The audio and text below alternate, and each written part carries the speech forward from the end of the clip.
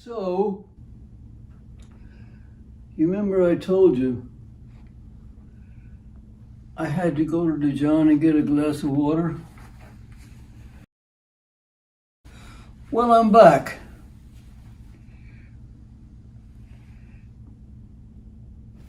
But as you can see, I got a full head of hair. So going to the John and drinking a glass of water took about a month and a half. But I'm back. And the areas that are mushy and confusing, one is how I wound up broke. Two, how they were able to legally kidnap my baby.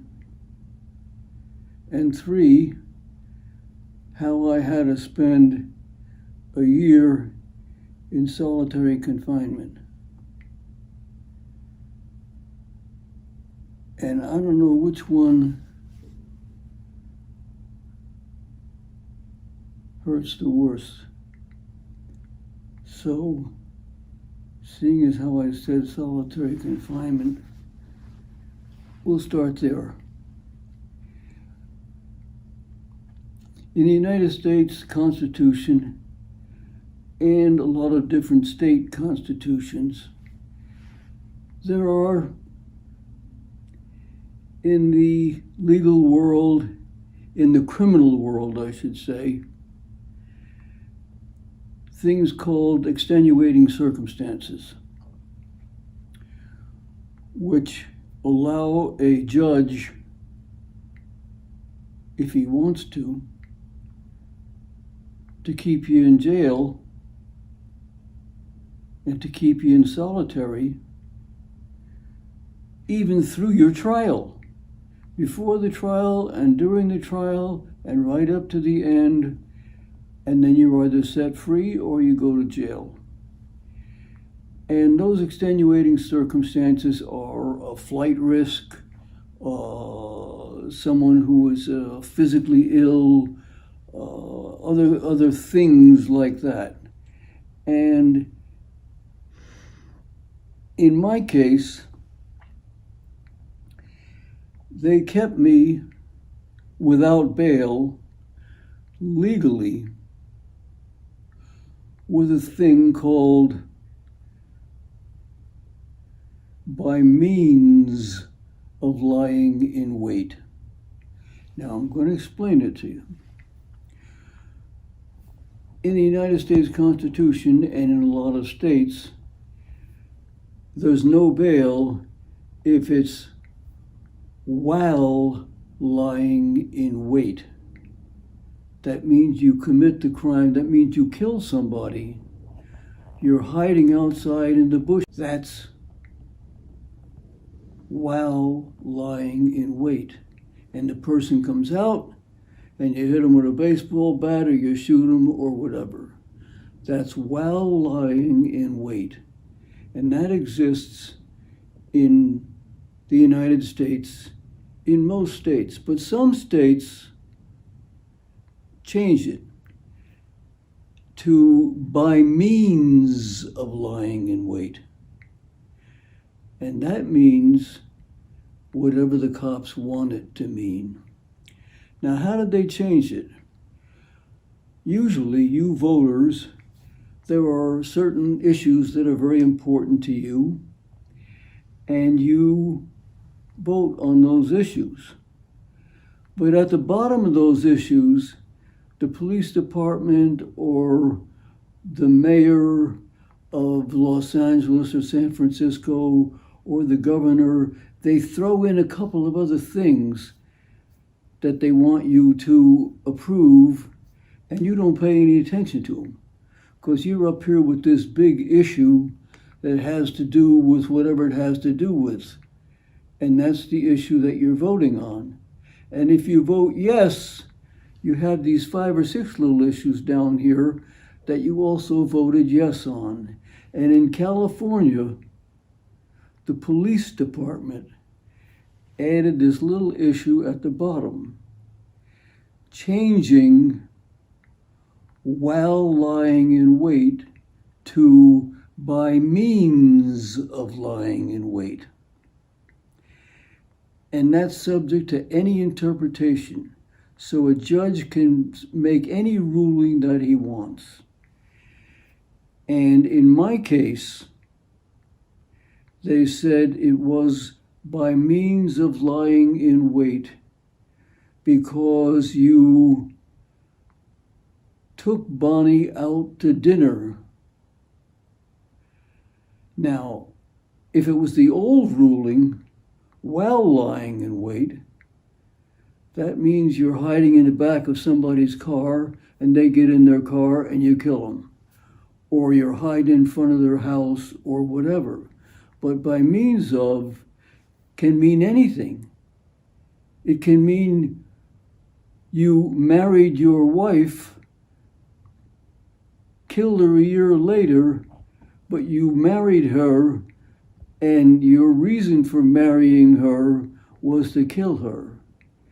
Are you confused? It is confusing, and it can be interpreted any way you want, by means of lying in wait. That means that me and my best friend, Joe Bananas, every night we go out for a walk. And we've been walking for a year. Every night we go out for a walk. And one night we go out to walk, and I kill Joe Bananas. And they can say it was by means of lying in wait, because all those times you took him out for a walk, you were thinking about killing him. So it has to do with what you might be thinking. So in my case, the police chief went to the lawyer and said, we're adding by means of lying in wait. And it didn't make any sense to anybody in the world, but it's legal. And so they put me in solitary confinement. And they said I was in solitary confinement because I was a celebrity and they wanted to protect me. But there's no difference.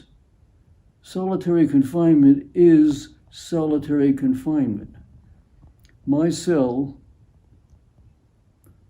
was 7 feet wide and 8.5 feet long.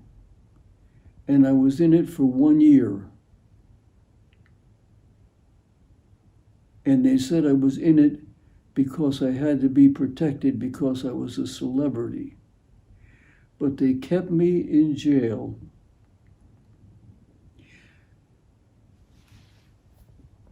And I probably would have lasted another month or two before I died, because I had gotten to the point where I wanted to die.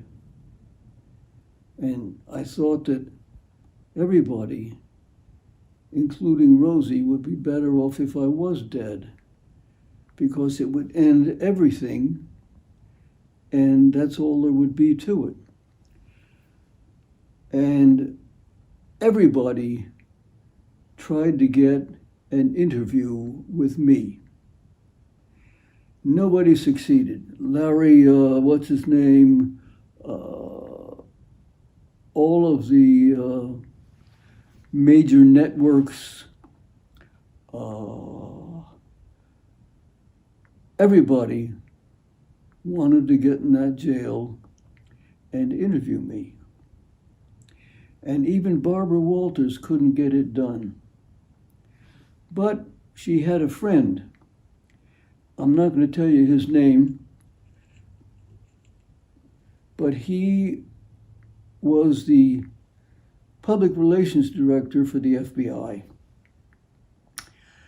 And at a certain time, 20 years ago, the LA Police Department had a very bad reputation, and they were not doing well at all. So they convinced this man to take a year off of his FBI public relations and come and do public relations for the police department. And he came here and he did a very good job. And he happened to be a friend of Barbara Walters. So Barbara Walters went to him these 20 years later when he was back with the FBI and said, I need a favor. I want you to go to the police chief and go to the judge and get me in there to do an interview with Robert Blake. And that interview is available. I think you've all seen it a dozen times in bits and pieces, but it's out there and you can watch it. So Barbara Walters came in to the jail and she did a 2-hour interview with me.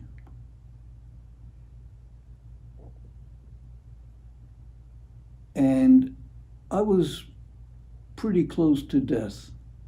Like I said, I wanted to die. I was down to skin and bones. All I did all day long in the cell was sing. I sang to Rosie, Bridge Over Troubled Waters.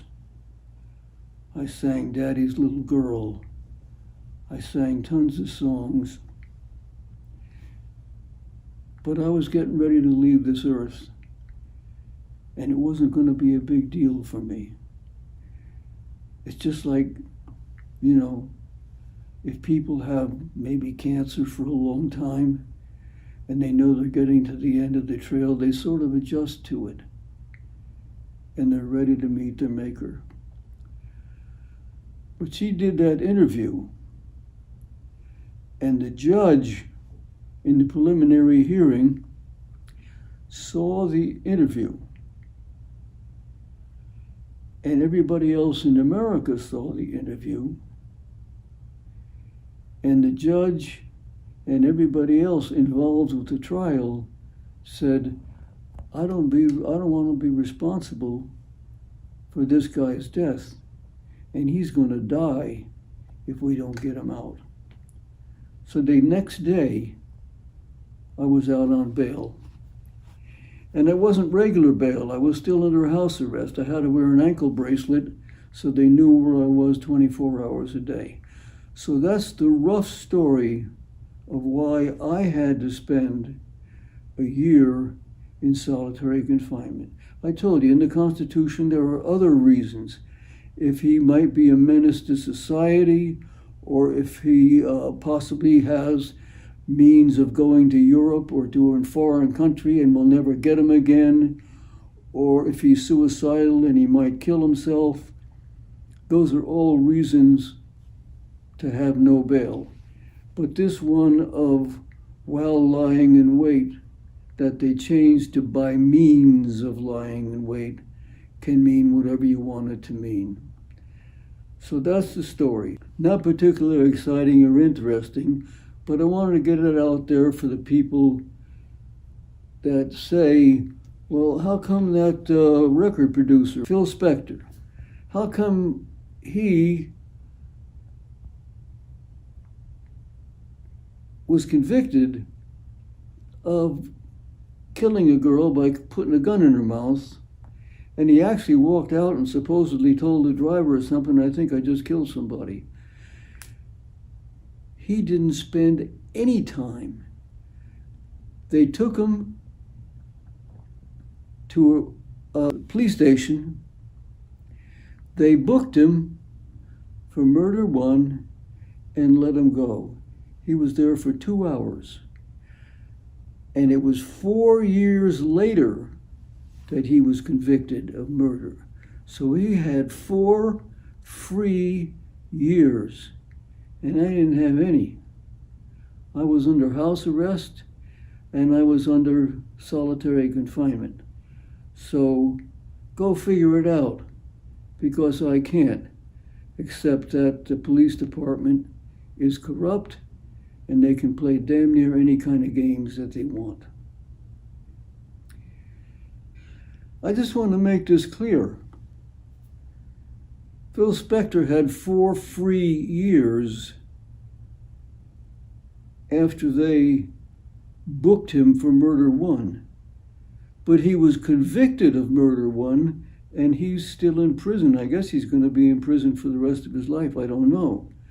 But he was convicted, and I was acquitted. My murder trial was a total hoax. The cops had nothing.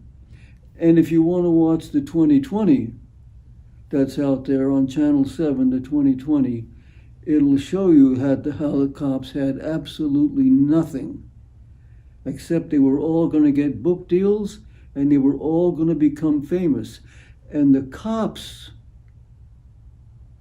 were sure that I was going to die in solitary confinement because they said, this guy ain't a criminal. He's never done a day's time in his life. The cops all think he's a hero. He did Electric Light and Blue. He has his poster up in every police department in America. I was the hero of the cops. I did Beretta. I was the cop that everybody loved. But they thought he is never going to survive in solitary confinement because he's never even been arrested. He's never been behind bars. He's never been nothing. And we'll all get our book deals. And you know, dead people are always guilty. So they figured he's going to die. There'll be no trial, but he'll be convicted in the eyes of everybody in the world. We'll all get our book deals and we'll all become famous. And my particular policeman, what was his name? Thomas Aguchi, whatever his name was. There's tape recordings of him saying, I did all the work on the OJ trial, and those guys all got their book deals and all got famous, and I got nothing. Well, this is my time, and I'm going to get the book deals, and I'm going to be famous, and that old geezer in the cell is going to die. So that's about all there is to that for now.